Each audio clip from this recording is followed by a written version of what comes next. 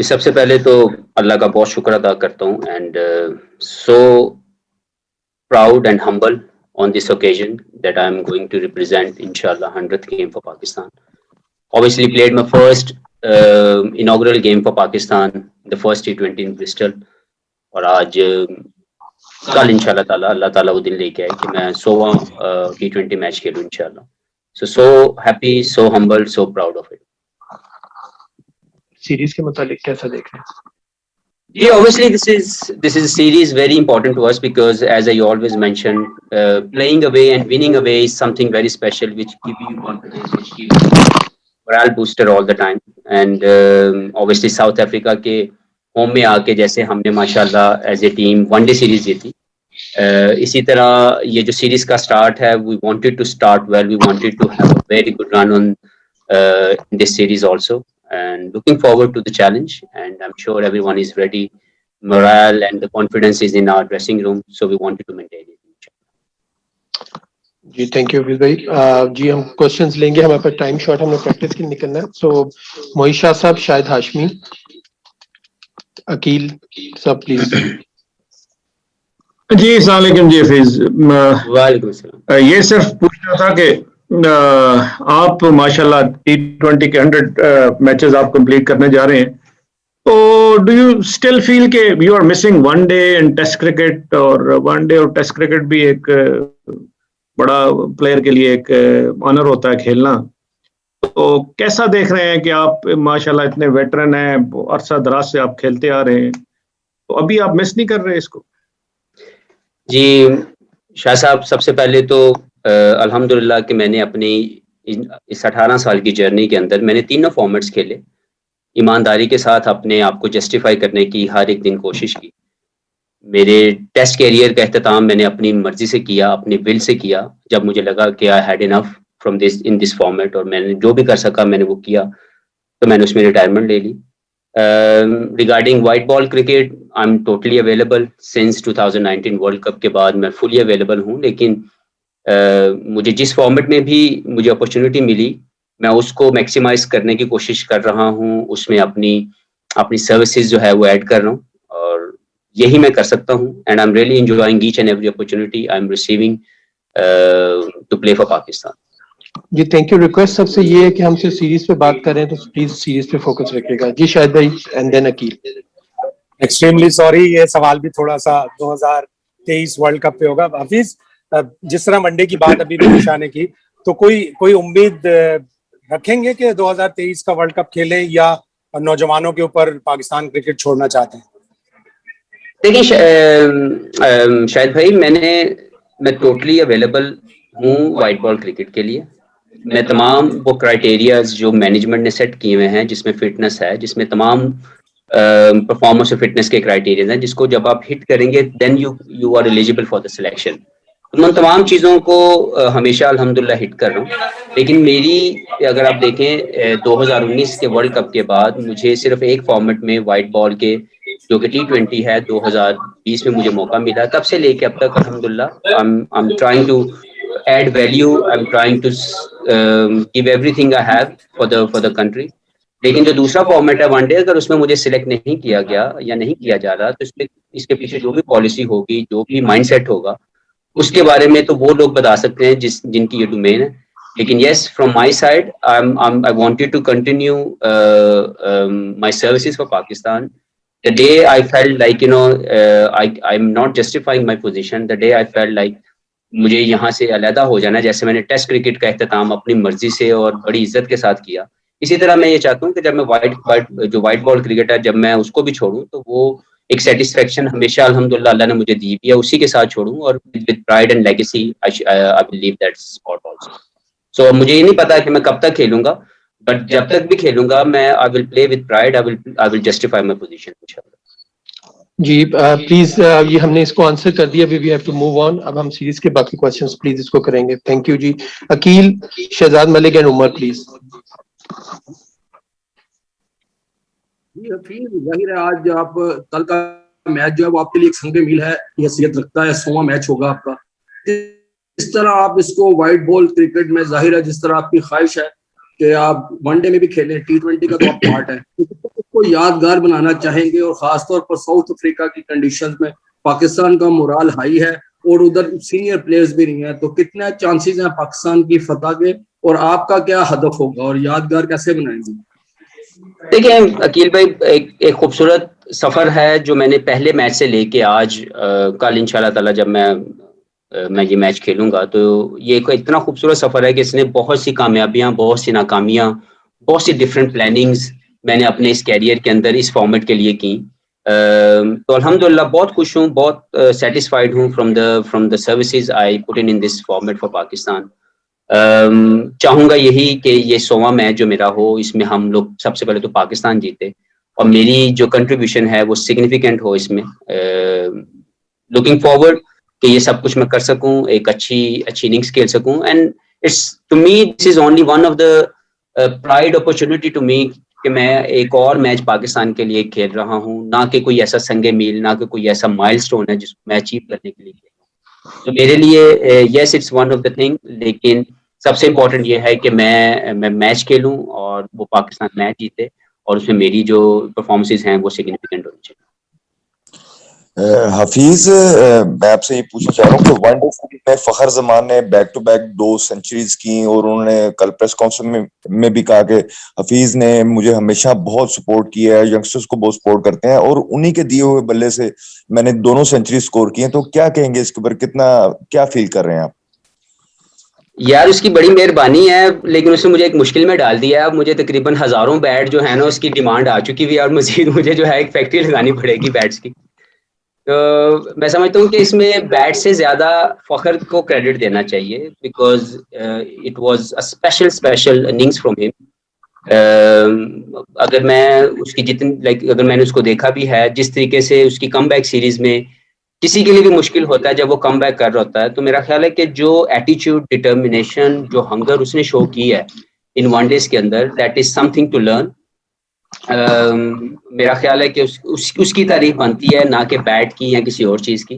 तो मैं तो सिर्फ उसी को क्रेडिट दूंगा कि उसने जिस तरीके से इनिंग्स खेली, जिस तरीके से उसने पाकिस्तान के मैच जितवाने में, वो एक मैच हम हारे लेकिन स्ट्रॉन्ग स्टेटमेंट थी उस 193 की इनिंग्स में कि पाकिस्तान जो है वो किसी भी लम्हे पाकिस्तान की टीम को राइट ऑफ न किया जाए, we can always come back. तो for me it's all praise to the Fakhar Zaman's innings rather than anything else.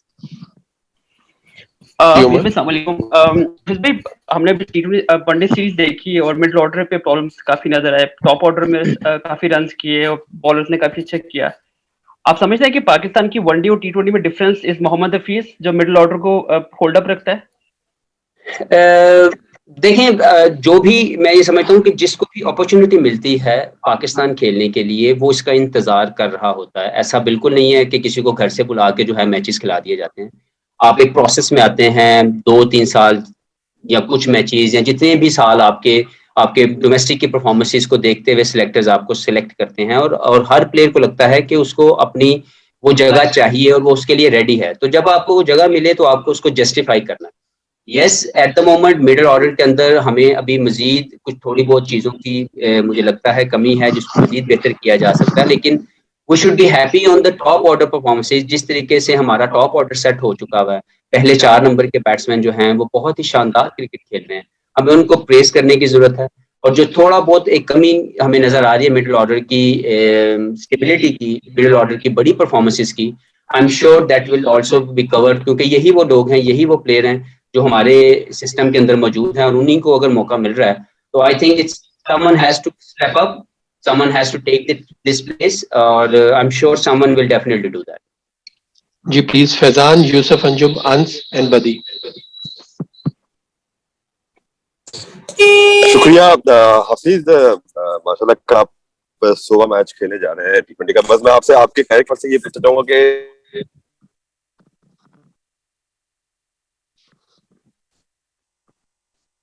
Faizan भाई मुझे आपकी आवाज नहीं आई, कट गई है, दोबारा अगर आप सवाल कर दें। अब सही आ रही है आवाज आपको हफीज? अभी आ रही है फैजान भाई। मैं ये पूछना चाह रहा हूँ कि इन 100 मैचेस में कौन सा ऐसा मैच है जो सबसे यादगार है और कौन सा ऐसा मैच है जो आप चाहेंगे कि अपनी मेमोरी से इरेज कर दें?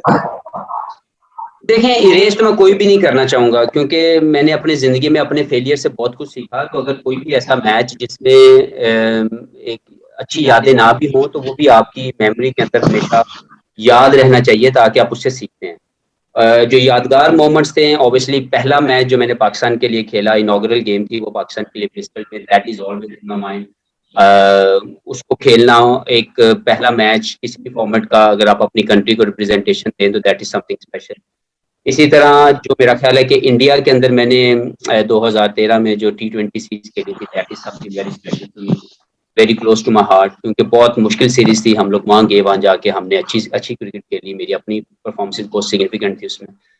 सो बहुत से ऐसे मैचेस हैं इस पूरी जर्नी में, जिसने मुझे एक बेहतर इंसान बनाने में, एक बेहतर प्रोफेशनल स्पोर्ट्समैन बनाने में मेरी जो है बहुत मदद की।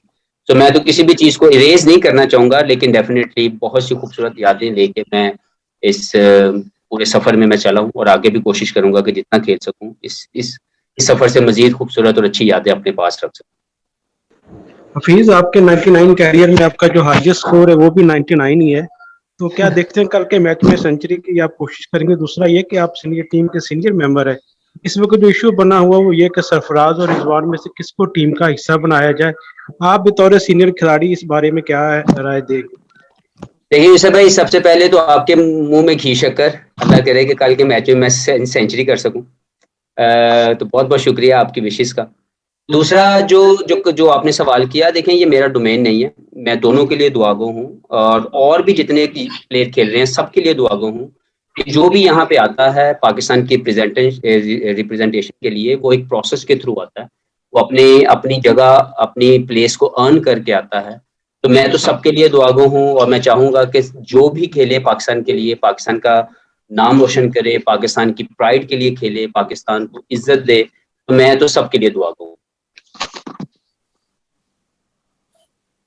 हफीज भाई, मेरा सवाल ये है कि जिस तरह साउथ अफ्रीका की टीम को हमने देखा है कि उनके कुछ सीनियर प्लेयर्स हैं वो जो आईपीएल में चले गए हैं, इसी तरह अब कुछ उनके जो T20 स्क्वाड है प्लेयर्स हैं वो भी इंजरीज का शिकार हैं, तो कैसा देख रहे हैं उनकी मुखालिफ टीम को? आप कहाँ रेट करते हैं, और हम व्हाइट वॉश कर सकते हैं जिस तरह की टीम? आपका सवाल कट गया बीच में। जैसी टीम है वो पूछा। ओके जी अनस भाई, देखिए सबसे ज्यादा इम्पोर्टेंट ये है कि हम यहाँ पे जब भी आप किसी मुल्क की टीम के साथ खेलने आते हैं, जब आप हाईएस्ट इंटरनेशनल लेवल पे खेलते हैं, तो वो बेस्ट टीम होती है अपनी कंट्री की रिप्रेजेंटेशन के लिए। तो कोई भी खेले, first these players would be the best team. तो मैं तो बिल्कुल किसी के जाने या किसी के आने से मुझे नहीं लगता कि कभी भी कोई ऐसा फर्क पड़ता है, क्योंकि जो भी खेलता है वो नेशनल रिप्रेजेंटेशन के लिए खेलता है।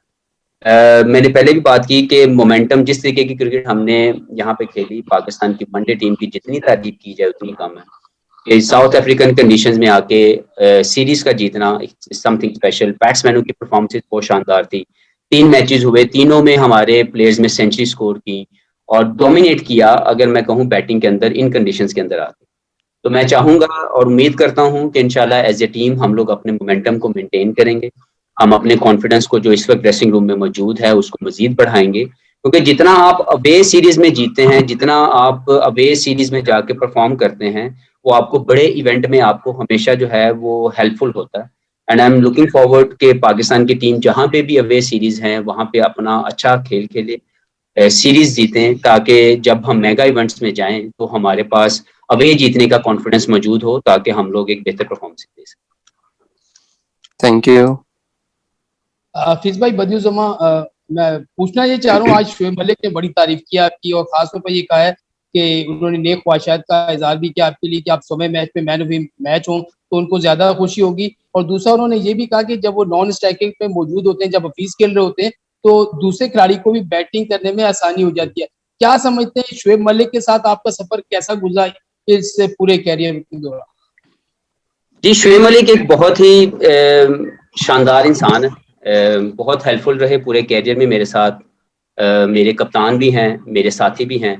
बहुत सी शानदार परफॉर्मेंसेस उन्होंने पाकिस्तान के लिए दी हैं, पाकिस्तान की सर्विसेज बहुत शानदार उनके लिए, साफ सुथरा कैरियर है। मैं समझता हूँ कि जितना मलिक की तारीफ की जाए उतनी कम है। मैं बहुत शुक्रिया अदा करता हूँ मलिक साहब का कि उन्होंने मुझे मेरे लिए नेक ख्वाहिशात हमेशा रखते हैं और आगे भी वो इंशाल्लाह ताला इसी तरह मेरे लिए रखेंगे। मैं कोशिश करूंगा कि मैं अपने इस मैच के अंदर अपनी परफॉर्मेंस के साथ पाकिस्तान को मैच जितवा सकूं।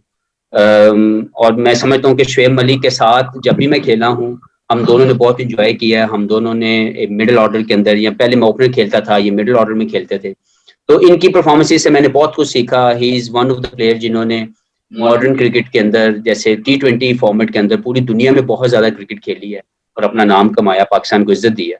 तो बहुत सी चीज़ें उनसे सीखने को जो है वो मिली हैं और इंशाल्लाह ताला मैं उनके लिए भी दुआ गो हूँ कि वो अपने कैरियर को और ज़्यादा बड़ा करें और इतनी लंबी देर तक अपने आप को फिट रखना, इतनी लंबी देर तक अपने आप को इंटरनेशनल क्रिकेट के अंदर रखना। पूरी दुनिया में खेलते हैं, तकरीबन 21 से 22 साल उनको हो चुके हैं, पर स्टिल वो हर जगह पे अपनी जो फिटनेस है, अपनी जो एबिलिटी है, उसको कभी मैंने नहीं देखा कि शुएब मलिक ने ये किया हो कि वो कहीं पे अपने आप अपना हाथ जो है वो छुड़वाए या फील्डिंग के अंदर जान ना मारे। So this is something very special, उनसे सीखने को हमेशा मौका मिलता है। जी प्लीज आमिर, अशरफ चौधरी, बाकरी एंड हुजैफा।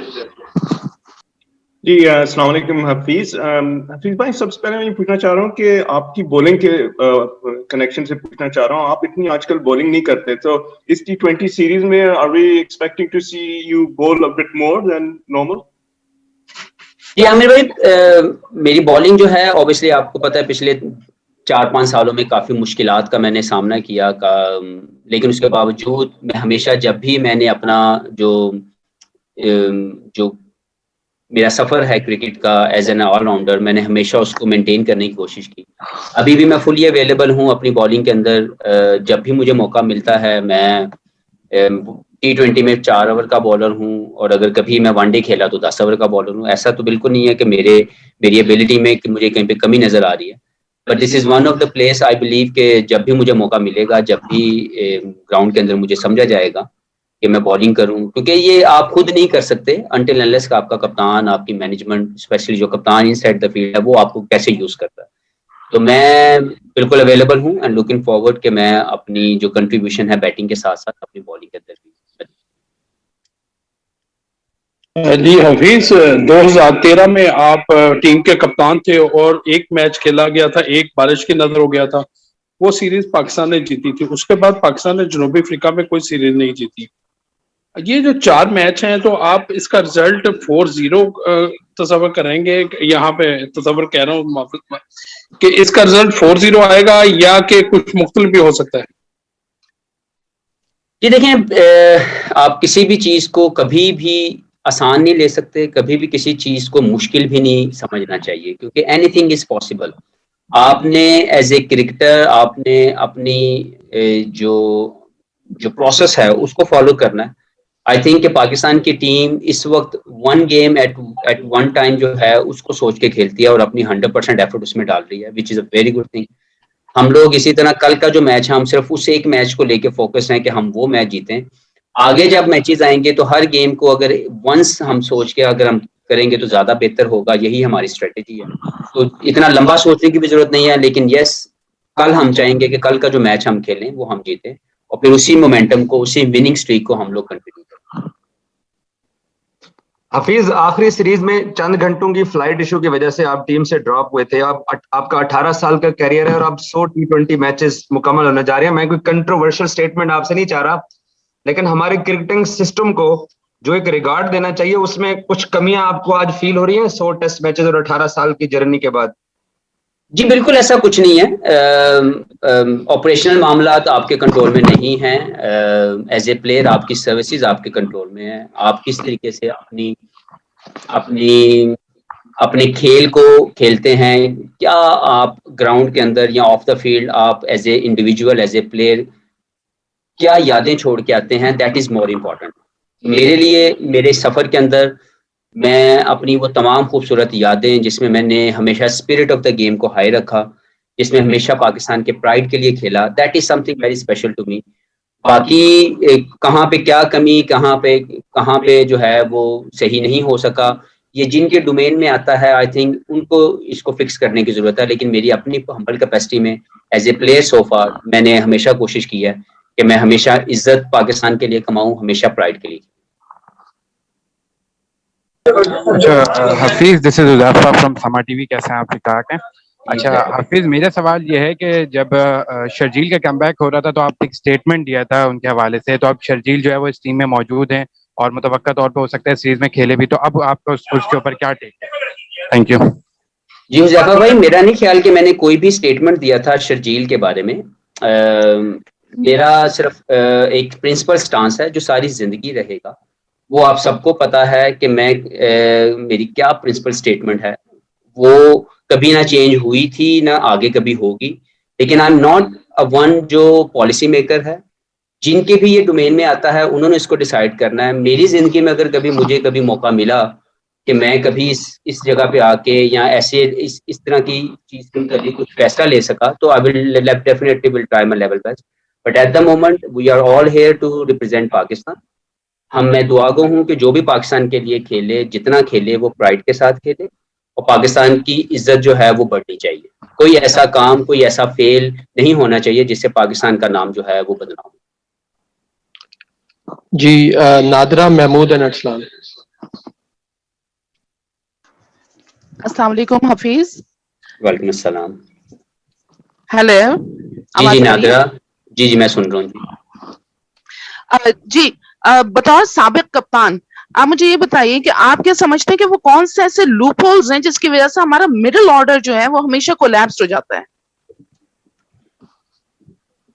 बड़ा मुश्किल सवाल है नादरा आपका, क्योंकि लूप होल्स के बारे में मैं तो नहीं जानता। पहले तो इन टोटल ये जनरल ये बात की जाती थी कि पाकिस्तान की बैटिंग जो है वो इतनी अच्छी नहीं है, लेकिन चलें अब वो सुकड़ के उसको शिलिंग करके आपने मिडिल ऑर्डर पे ले आए हैं, तो आई एम श्योर कि वो भी जरूर हल हो जाएगा। इस वक्त पाकिस्तान का जो टॉप ऑर्डर बैट्समैन है वो बहुत ही बेहतरीन शेप में है, बहुत अच्छा परफॉर्म कर रहे हैं। अगर हम रिसेंट पास की सीरीज में जाएं तो पाकिस्तान ने बैटिंग के साथ बहुत से मैचेस जीते हैं, which is a very very very positive sign. इस मैनेजमेंट को उसका क्रेडिट जाता है जिन्होंने इस टीम को इकट्ठा करने में या यहाँ बैटिंग की परफॉर्मेंसेज लाने में बहुत ज़्यादा काम कर रहे हैं वो behind the scene. So middle order भी I am sure as I said earlier कि पाकिस्तान की रिप्रेजेंटेशन पाकिस्तान की जब आपको मिलती है तो आपने अपने आप को जस्टिफाई करना है और अपनी गिवन अपॉर्चुनिटीज को मैक्सिमाइज करना है और अपनी जगह को सीमेंट करना है। सो आई एम श्योर कि पाकिस्तान के मिडिल ऑर्डर के अंदर जो थोड़ी बहुत कमी नजर आ रही है वो भी बहुत जल्द हल हो जाएगी और पाकिस्तान के ही प्लेयर जो इस वक्त जिनको अपॉर्चुनिटीज मिल रही हैं वो अपनी जगह ग्रैब करेंगे और अपनी इस मिडिल ऑर्डर की जो थोड़ी बहुत कमी हमें नजर आ रही है इसको भी जरूर दूर किया जाएगा, क्योंकि हमारे पास लो मिडिल ऑर्डर में अगर मैं देखूं तो बहुत अच्छी कंट्रीब्यूशन करने वाले प्लेयर आ चुके हैं, लेकिन we need definitely middle order little bit more aggressive, little bit more stable. तो मुझे आई एम श्योर कि डेफिनेटली हम में से कोई ना कोई आएगा और वो जरूर इस जगह को जो है वो फिलअप करेगा। अच्छा हफीज, सबसे पहले तो आपको मुबारक हो। हफीज, आप और शोएब में सबसे लॉन्ग कैरियर है आपका। जो यंग टैलेंट है उनको अब आप क्या सजेस्ट करेंगे? इतना लंबा 100 मैच, चुके बड़े फिटनेस के प्रॉब्लम आ रहे हैं बॉलर्स, इतना लंबा किसी का भी कैरियर नहीं चल रहा, तो कोई 2-3 चीजें यंग टैलेंट को बताएंगे? जी मैं सबसे पहले आई थिंक इसमें वेरी इंपॉर्टेंट ये है कि आप ओवर द इयर्स जो अपनी फिटनेस के रिजीम्स हैं, जो आपकी फिटनेस की स्टैंडर्ड्स हैं, उसमें कभी कॉम्प्रोमाइज ना होने दें, क्योंकि जब आप अपने फिटनेस के ऊपर आप अपग्रेड करते रहेंगे अपने आप को, जो रिक्वायरमेंट है उसके मुताबिक आप उससे आगे जाने की कोशिश करेंगे, क्योंकि मेरा हमेशा एज ए प्रोफेशनल ये मानना है कि आप प्रोफेशनली कभी मेंटेनेंस नहीं कर सकते, या तो आप अपवर्ड जाते हैं या आप डाउनवर्ड जाते हैं। तो आपको हमेशा अपवर्ड जाने के लिए मजीद मेहनत करने की जरूरत है। तो जितना आप फिट रहेंगे, अपनी फिटनेस, अपने तमाम क्राइटेरियाज जो ओवर द ईयर्स चेंज होते गए हैं इस इंटरनेशनल क्रिकेट के हवाले से, हमें उसकी अडॉप्टेशन के लिए या उसको अपने स्किल्स की इन्हेंसमेंट के लिए हमेशा ओपन माइंडेड रहना चाहिए। तो मेरा मशवरा यही है कि अपनी फिटनेस के ऊपर हमारे यंगस्टर्स को बहुत ज़्यादा काम करना है, अपने स्किल्स के ऊपर, अपनी स्किल्स की इन्हेंसमेंट के ऊपर बहुत ज़्यादा काम करना है, क्योंकि ओवर द ईयर्स हर 2 से 4 साल के बाद जो अपग्रेडेशन है क्रिकेट के अंदर, आपकी अडॉप्टेशन जो हैं डिफरेंट क्राइटेरियाज की वो आ जाती हैं, और अगर आप उसको अडॉप्ट नहीं करेंगे तो आप पीछे रह जाते हैं। तो मेरा मशवरा यही है कि हमेशा अपने आप को फिटनेस स्टैंडर्ड्स के ऊपर अपग्रेड करते रहें, अपने स्किल्स की इन्हेंसमेंट करते रहें। कहीं पे भी ये ना सोचें कि अगर मुझे जो आता है बस मैं उसी की मेंटेनेंस करता रहूंगा तो I will stay there. No, you have to upgrade every time, you have to enhance your skills every day. तो ये वो चीजें हैं मैं समझता हूँ। और दूसरा सबसे जो इन दोनों चीजों को लेके है कि आप एग्जीक्यूशन ऑफ स्किल्स करते हुए मत डरें, क्योंकि जब आप जो भी प्लान करते हैं, जो भी प्रोसेस करते हैं, जो भी प्रैक्टिस करते हैं, जब आप उसकी एग्जीक्यूशन करते हुए अगर आपके अंदर को फियर है या आप मेंटली तौर पर उसको एग्जीक्यूट नहीं कर पाएंगे तो वो आपके लिए चैलेंज बन जाता है। तो आपको इन दोनों तीनों चीजों के ऊपर बहुत ज्यादा काम करना है, अपने स्किल एनहेंस करते रहना है, अपनी फिटनेस अपग्रेड करते रहना है और अपनी तमाम उन चीजों को जो आपने प्रैक्टिस किया उसको अंदर जाके एग्जीक्यूट। अस्सलामुअलैकुम हफीज भाई, पहले तो बहुत बहुत मुबारक हो, माइलस्टोन अचीव करने जा रहे हैं। और दूसरा ये बताइएगा मुझे कि कोई भी इस वक्त कौमी टीम में जिसका स्ट्राइक रेट थोड़ा बेहतर हो रहा है या पावर हिटिंग की एबिलिटी थोड़ी बेहतर हो रही है तो उसका क्रेडिट जो है कहीं ना कहीं आपको दे रहे हैं। तो हम मिसबा ने प्रेस कॉन्फ्रेंस में कहा कि कौमी टीम पावर हिटिंग में कहीं लैग कर रही है, जिसपे काम करने की जरूरत है, फोकस करने की जरूरत है। तो अगर टीम मैनेजमेंट इस तरह का कोई रोल आपको देती है कि पावर हिटिंग का जो शोबा है उसमें आप कौमी टीम के जो बैट्समैन हैं उन पर काम करें, तो उसको किस तरह से रेडी है क्या अगर इस रोल को निभाने के लिए? अहसान भाई, मैं एज ए सीनियर मेरा वैसे ही ये जॉब है कि जो कुछ भी मैं अपने यंगस्टर्स के लिए कर सकता हूँ, जो कुछ भी मैं उनको बता सकता हूँ, मैंने वो बताना है। मेरी शुरू से ही आदत रही है कि मैं जो समझता हूँ कि किसी यंगस्टर को जरूरत है, वो किसी भी मेंटली, फिजिकली, टेक्निकली, मैं हमेशा उसके लिए रेडी होता हूँ।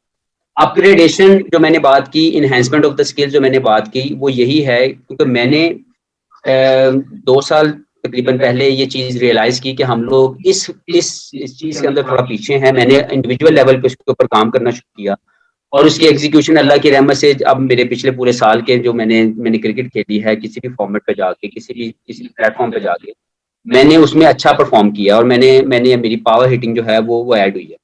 तो वही चीज मैंने अपने यंगस्टर्स जितने भी हमारी टीम के हैं, मैंने उनके साथ भी मैंने इंडिविजुअल लेवल पे डिस्कस की और हमारी जो मैनेजमेंट है, मिसबा और यूनुस भाई, वो भी इसको रियलाइज करके उन्होंने किया कि ये बहुत इंपॉर्टेंट पार्ट है और वो इसके ऊपर बहुत ज्यादा काम कर रहे हैं। अभी हमारी जो व्हाइट बॉल क्रिकेट के अंदर पावर हिटिंग है वो बढ़ रही है, उसके ऊपर काम किया जा रहा है। यूनुस भाई इसके ऊपर काफी काम कर रहे हैं, प्लेयर इसको अंडरस्टैंड कर रहे हैं।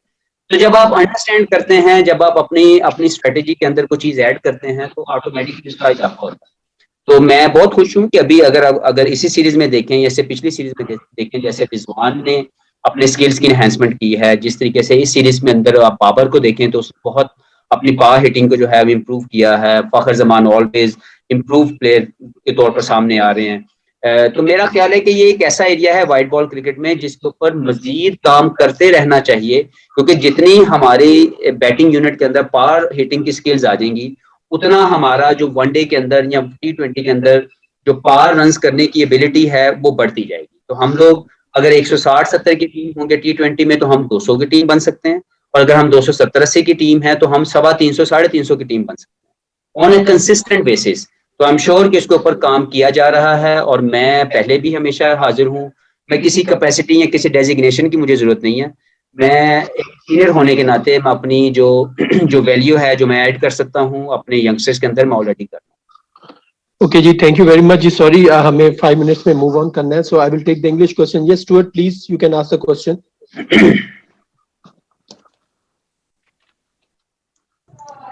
Hi, Hafiz. Just wanted to check, will Pakistan be able to transfer the form or at least the confidence that they had from the one-day series win into the T20s? Yeah, mate, definitely. I believe we had that momentum in the one-day series. We shown a great commitment as a team. We won the series here in South Africa. Never been easy. Whenever you come in a country, it's always they play tough cricket. So I believe as a team we played very well, and we wanted to continue in this format also. Yes, it's a different format, but we believe as a team, like, you know, we got the momentum, we got the confidence in the dressing room, and we will definitely maintain that in the field of this new format. Yes, Stuart, any more questions? No, that's good for me. Thank you. Okay, thank you very much जी आप सबके join करने का, thank you.